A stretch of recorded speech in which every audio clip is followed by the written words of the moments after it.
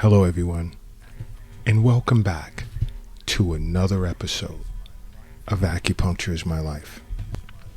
Now, I know I skipped a few episodes when I spoke of a 3-part series on things you must know about the immune system. And I promised in part 3 I was going to discuss the way in which the immune system is viewed, for lack of a better term, by an acupuncturist. And I'm really going to keep this really light because it's really much deeper. Whereas it's best you sit with an acupuncturist to get a thorough understanding, or even watch the Acupuncture is My Life YouTube channel, because immunology from an acupuncturist perspective is discussed in a few episodes, especially when you view the episode on the functions of the lungs. But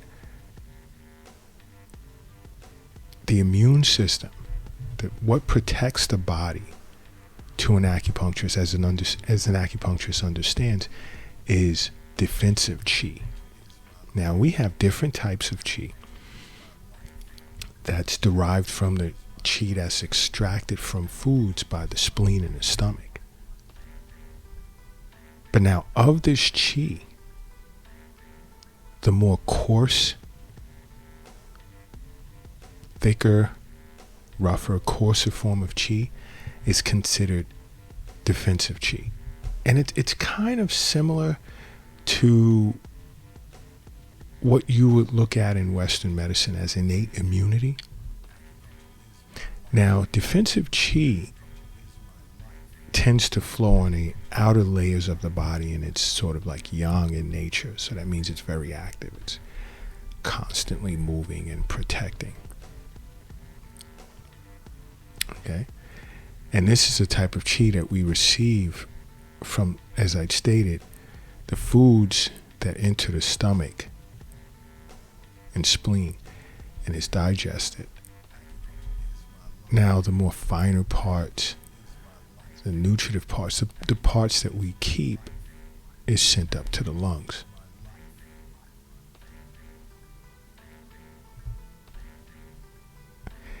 And the coarser aspects of it is what becomes defensive chi. And like I said, this defensive chi flows on the outside of the channels. It never enters the channels. The nutritive aspect is what enters the channels, but the coarser part flows outside of the channels. So, to get deeper into it, the coarser aspect of this chi that's derived from food and water, it's sort of like slippery in nature. And it circulates underneath our skin, in between the muscles, and it tends to vaporize in between membranes, and it diffuses over the chest and abdomen.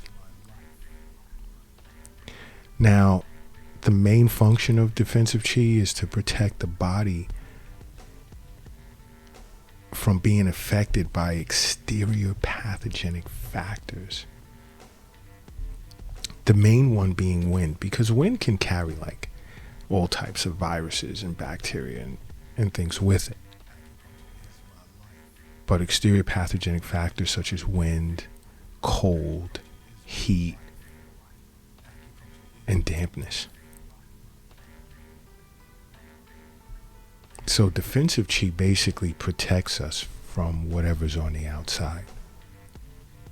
Now, along with that, defensive chi is responsible for warming the skin, moistening the skin, as well as nourishing your skin and muscles. And it's responsible for opening and closing out pores. i.e., it regulates sweating. And by doing so, our defensive chi regulates our overall body temperature. Now, being diffused by the lungs under the skin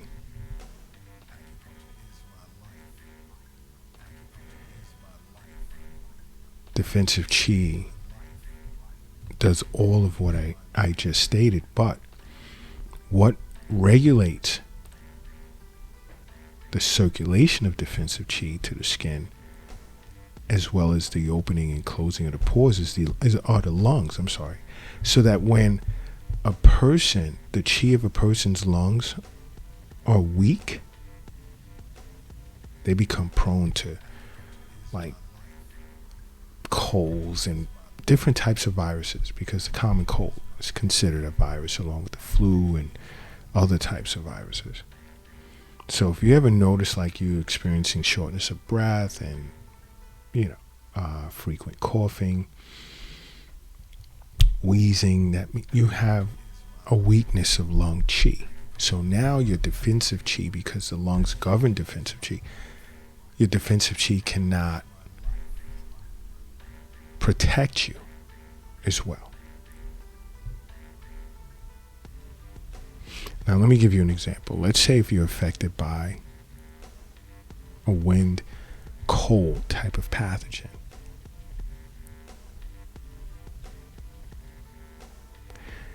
What an acupuncturist will look to do is more so through an herbal formula, is promote sweating.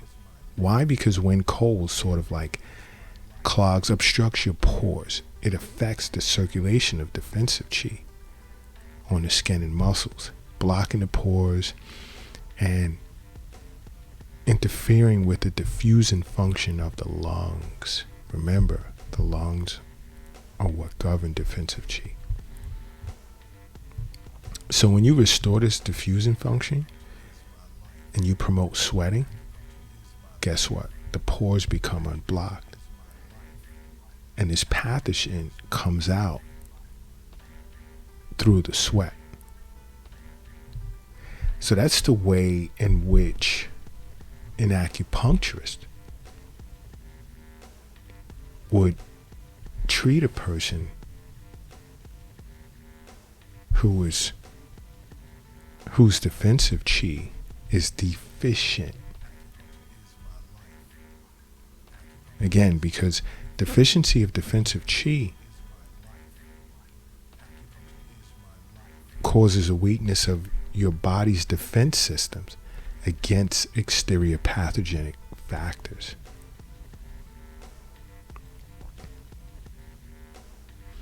See, this defensive chi, it's sort of rooted in your kidneys, but it's nourished by your stomach and spleen. And it's diffused and spread throughout the body by your lungs. So remember that. And again, you can go to the Acupuncture is My Life YouTube channel to watch the functions of the lungs, to learn more about how it governs defensive chi.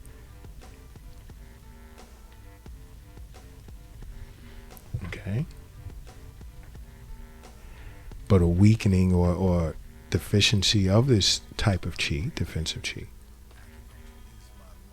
serves as a weakening of the body's defenses. And again, you're more prone to catching colds. And you would also tend to find yourself feeling cold a lot, because now this form of chi can no longer warm the skin and the muscles because it's deficient. So now an acupuncturist may look to tonify the lungs, nourish lung chi. There's many ways or approaches that can be taken.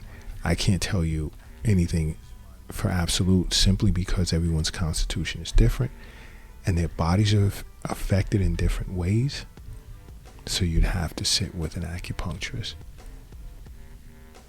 and they would explain to you as to an appropriate treatment protocol and what's going on with you.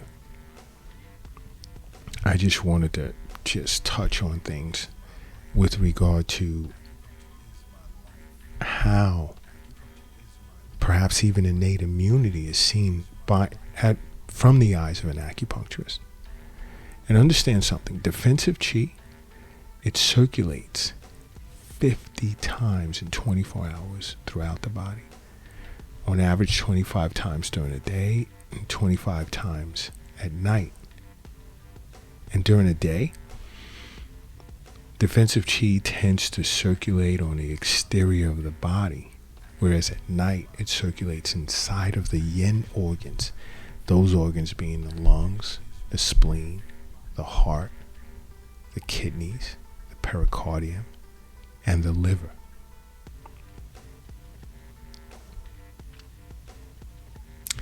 But that's one way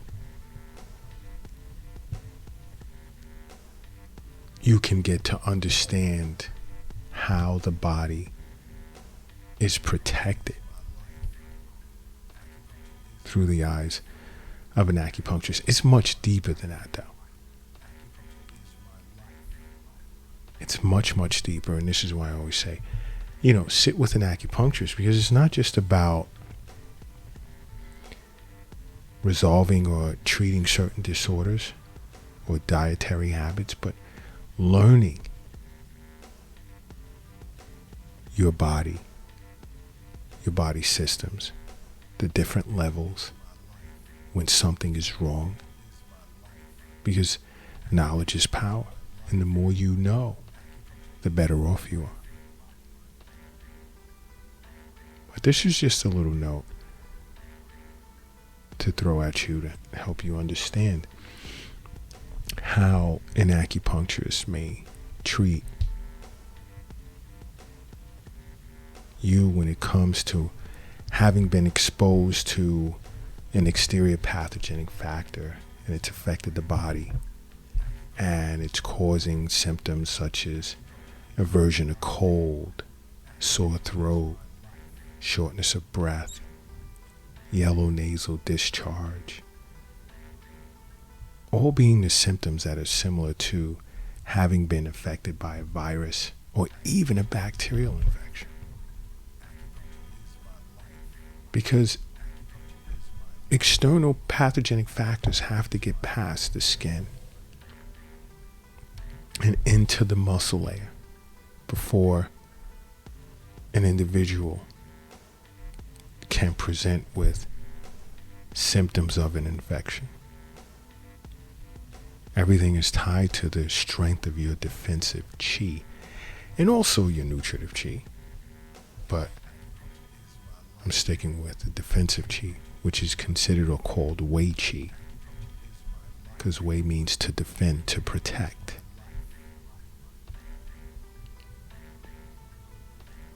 But everything will come together once you make acupuncture a part of your life. Because acupuncture is my life.